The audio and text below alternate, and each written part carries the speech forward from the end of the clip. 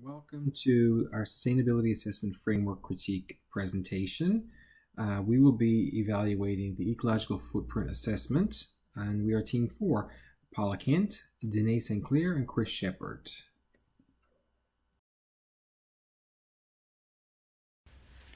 As we go through our daily lives, we leave a mark on the environment. Did we drive to work or did we bike? Do we eat organically or do we not? Are the actions of our daily lives helping or hindering the drive to a sustainable future? The choices we all make affect not just ourselves or our families, but others around the world. While we all seemingly understand those connections, what we don't intuitively know is how best to measure them. What is the format to connect those vague ideas and thoughts to specific actions? We need a frame of reference to understand how to create a more sustainable world. A framework that we can use to understand the problems, understand our impacts, and utilize ideas and tactics to evoke meaningful change, to work towards a sustainable future. Frameworks for sustainability come in many shapes and sizes. The benchmarks and indicators are applied in a multitude of ways. Depending on the point of view, one measurement will be praised or highly criticized. While the end results and outcome are generally agreed upon, a sustainable world for a future generation, it is in the details, the how to measure, the what to include, the seemingly endless combinations of ideas on what must take priority that creates the differences in frameworks and in their interpretation of data and outcomes. The ecological footprint, as it has become known, is one such framework.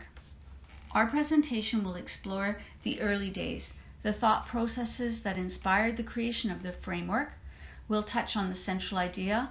We'll explore an application of the ecological footprint in a tourist destination. We will examine the strengths and weaknesses of the ecological footprint and provide our conclusions.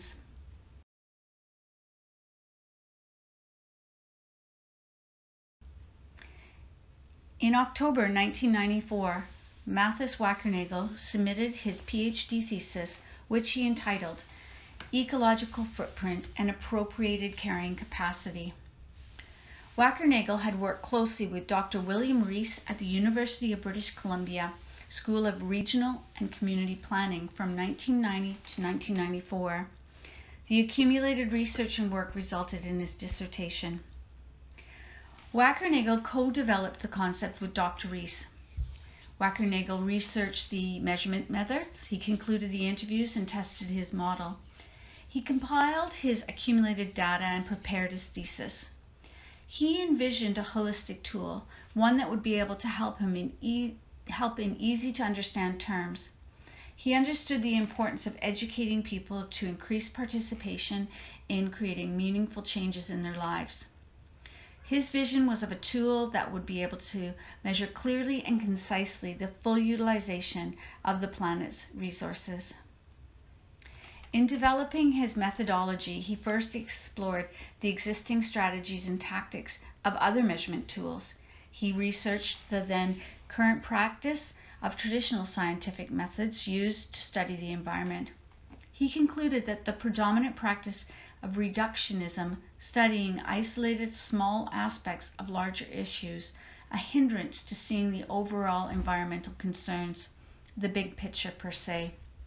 And those resulting efforts were disjointed, ineffective, piecemeal solutions.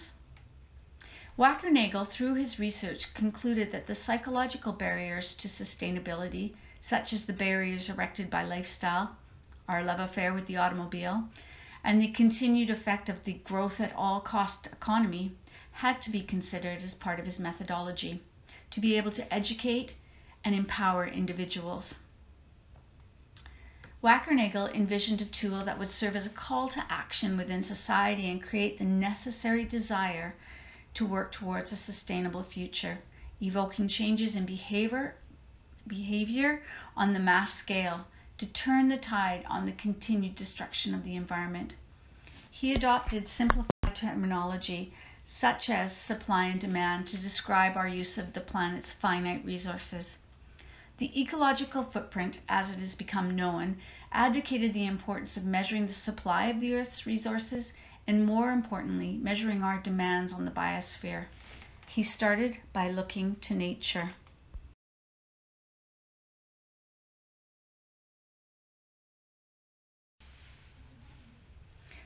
Wackernagel asked, "How much nature do we have? How does that compare with how much nature we use?" The nature we have is the supply, and the nature we use is the demand. In short, a resource accounting tool of our natural capital. Starting from that point, he additionally questioned, how can we all have great lives? How can we have great lives and live within the means of our planet's resource capacity? Wackernagel aligns his concept of resource accounting with financial accounting to drive home the point of living within the planet's resource capacity. He compares the supply or the wealth of natural resources with money in a bank account, the supply being what we have to spend. Being aware of how many dollars we have to spend, we know what needs or choices we can make. If, however, we use more or demand more than the account holds, we are living beyond our means. In the short term, it can perhaps be managed. However, over the long term, it can't. Eventually, it is not sustainable to live at that level. In applying that same school of thought to the ecological footprint, the framework becomes a tool that explains how much pressure we're putting on the resources of the planet. How much are we demanding of it? And how or if we can sustain that level of living into the future.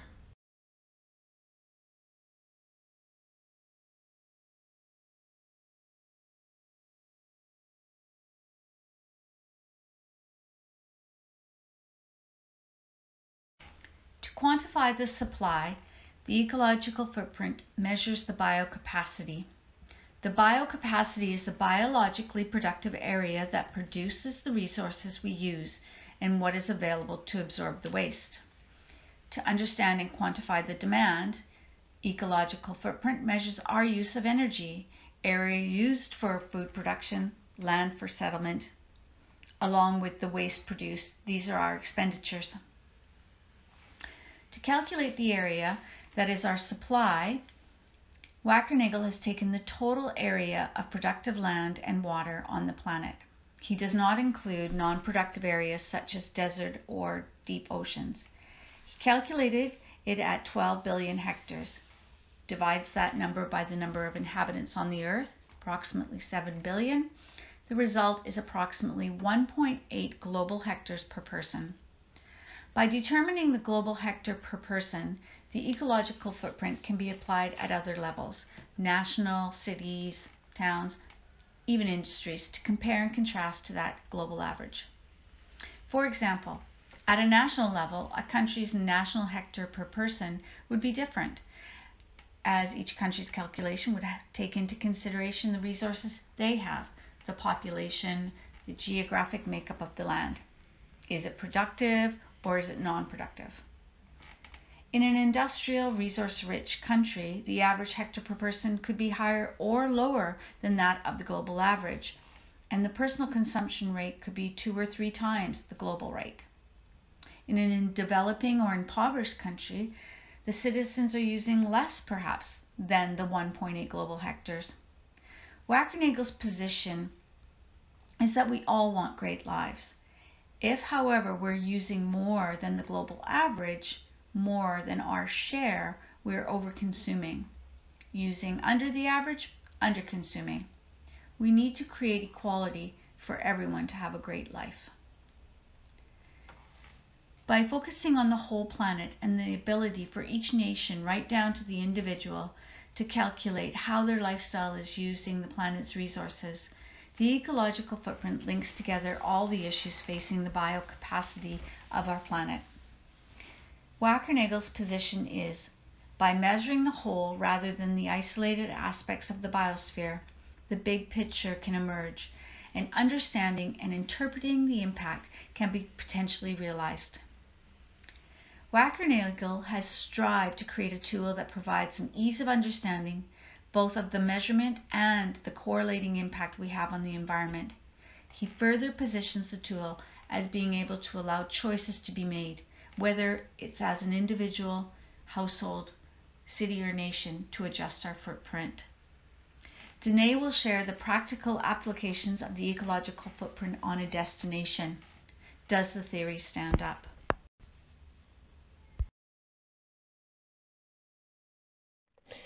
Hi everyone, this is Danae, and we're going to talk about some case studies with using the ecological footprint calculation method.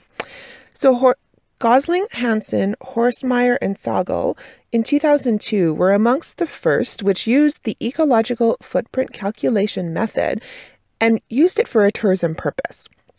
They chose the Seychelles as their case study to demonstrate the challenges when a destination has to consider its own tourism development strategies, especially one with sensitive and protective ecosystems to consider. So the Seychelles are a series of 115 islands which make up a nation located within the Indian Ocean and about 1,600 kilometers east of Kenya. The Seychelles is considered a part of Africa. So the Seychelles proved to be an ideal staging ground for their study due to the fact that the destination based its marketing on the image of a pristine, exclusive eco-destination, which seriously attempts to integrate environmental conservation and development. The survey built on Wackernagel's methodological framework, which relates human consumption and waste production to 6 components of space or land, and recognizes 4 factors contributing to the ecological footprint of tourism. Those 4 factors include transport, accommodation, activities, and food and fiber consumption. After calculating the values for these factors within the destination, they inserted those values into a formula which measured the ecological footprint and provides a value for what visitors arriving from the Seychelles from various countries around the world would be at. Finally, the remoteness of this destination contributed to the fact that visitor air travel was measured to result in more than 97% of the ecological footprint of the tourism industry.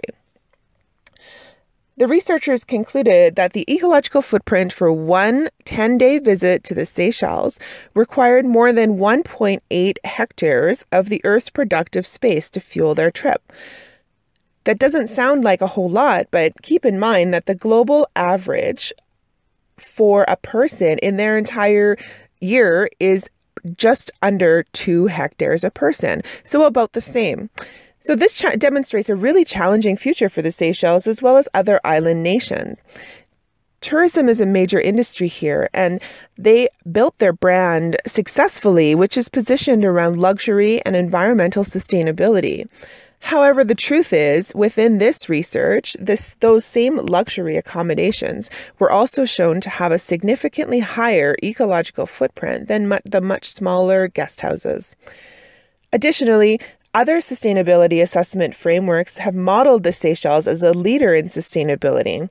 However, the measurement of ecological footprint for visitors demonstrate that there's more sides to examine when it comes to the global impact and overall sustainability of a destination.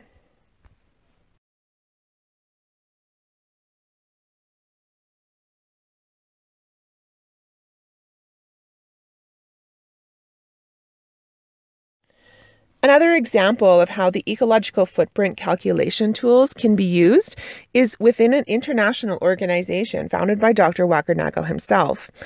In 2003, Dr. Wackernagel and Susan Burns founded the Global Footprint Network. The Global Footprint Network is an international think tank which self-identifies to have a mandate to develop and promote tools for advancing sustainability, largely using the ecological footprint calculators. They regularly communicate not just on the case studies of places which contract them for the ecological footprint calculation, but they also comment overall on the regularly on the overall status of Earth. By the way, this year we used up our resources on Earth, according to their calculations, by August 2nd. This is the earliest date so far, since we arrived at what the network calls environmental overshoot, using up the Earth's resources by their calculations before the end of the year.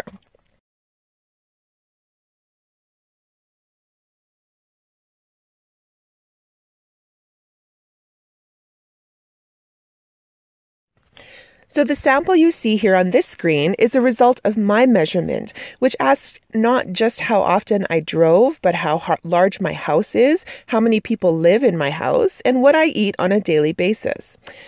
Everything seemed to be going very well in my ecological footprint calculation until the final question of the survey, which asked approximately how many hours per year I fly.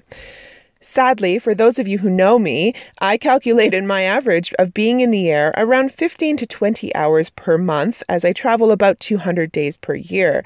So not only have I used up my share of the Earth's resources by February 2nd, but as you can see, if everyone on Earth lived like me, we would need 11.4 Earths worth of resources in order to be able to sustain ourselves. A scary thought indeed. After receiving these personal findings, the survey then takes you to a screen with 8 suggestions about what you can do to impact the Earth's future, including eating food closer to home, traveling less, especially by air for me, purchasing carbon offsets, and of course, donating to this organization. However, it makes me wonder, do personal calculators like this, with suggestions to change individuals' behaviors, are they a solution which makes sense in this industrial age of globalization and international travel? I'll now hand it over to Chris, who's going to talk about some of the challenges about using this methodology.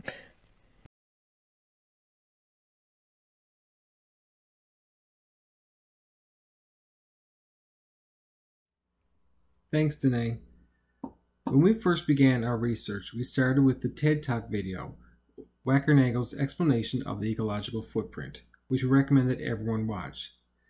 The website is on the screen. The first look at ecological footprint was eye-opening. Me personally, I was amazed. I thought everyone needs to see this. This is a concept that's going to save the planet. However, as we continued into the research, it became clear that although the ecological footprint is a great tool, there are also some limitations that we must be aware of. So we'll first look at the strengths. Danae provided 2 very diverse examples of the ecological footprint in practice. This clearly demonstrates the universality and adaptability of the indicator.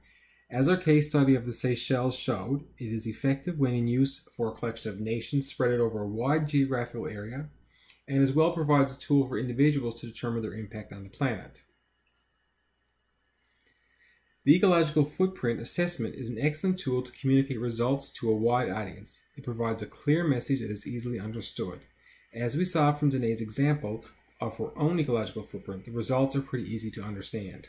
Anybody can get the message, and the message is crystal clear. If everyone lived like Danae, the planet is going to be in big trouble.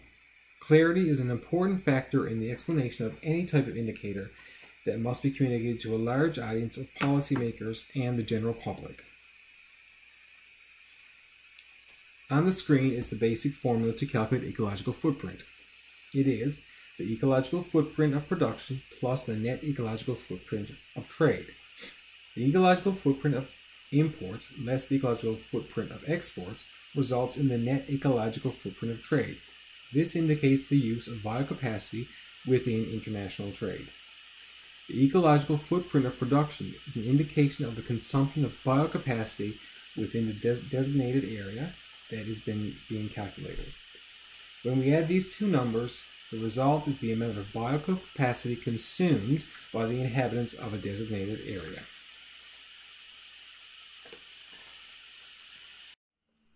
Now let's look at the limitations. The ecological footprint only considers the demands and needs of humans and does not account for the up to 100 million species that share the planet with us. It uses the assumption that all biocapacity is available for human consumption and none is required for the other species. Wackernagel himself, during his TED Talk in San Francisco in 2015, acknowledges by saying, maybe this budget needs to be shared to some extent. Maybe. Ecological footprint also only accounts for the biocapacity of the portion of the Earth that is in use by humans. It does not use in its calculations the 36 billion hectares of the Earth that is considered too unproductive for human use. The exclusion of these areas ignores the possibility that these areas could be contributors to global biocapacity, or that they could in some way house supporting ecosystems that assist in the sustenance of life on this planet. To illustrate this point, Vantulis and Talberth noted that productive forests in mid-elevations in western North America are ecologically linked to alpine tundra above and deserts below through the hydrological cycle, wildlife migration, and soil movements. However, ecological footprint does not include either deserts or tundra in its calculations. The ecological footprint assessment makes no clear statement about the relative value of land, or the true use and exchange value. For example, forestry doesn't include the pharmaceutical potential of the species that may live there. An area can hold ecological value because of its unique plant or animal life, and therefore be protected. The ecological footprint assessment does not recognize that this conservation may create an ecological hinterland somewhere else. As an example, in the Seychelles, because of the ecologically protected regions, souvenirs created from shells and coral must be imported from other countries. Although the Seychelles have created a protected area of 230 square kilometers, the ecological hinterland is actually more than 2,100 square kilometers. Ecological footprint assessment requires the detailed data. This information can often be difficult to obtain because of government's lack of transparency or are unwilling to participate, or the data simply does not exist. In addition to the unavailability of data, many critics of the ecological footprint feel that key pieces of data are not included in the calculation at all. The ecological footprint does not account for any economic, political, or cultural factors. Water and waste, aside from that which affects the biocapacity of the region being assessed, non-renewable resources and their depletion, biodiversity, toxicity, pollution, and other traditional environmental concerns, unsustainable management of the biosphere or deconstruction of biocapacity by long-term processes like climate change, or methane and other gases. It only takes into account carbon dioxide.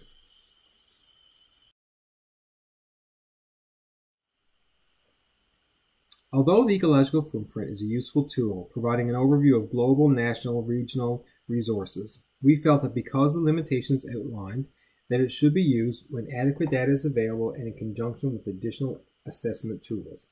The simplistic value calculated by the ecological footprint may not provide the full picture of the environmental performance, since sustainability is three-pronged at best: environmental, social, and economic.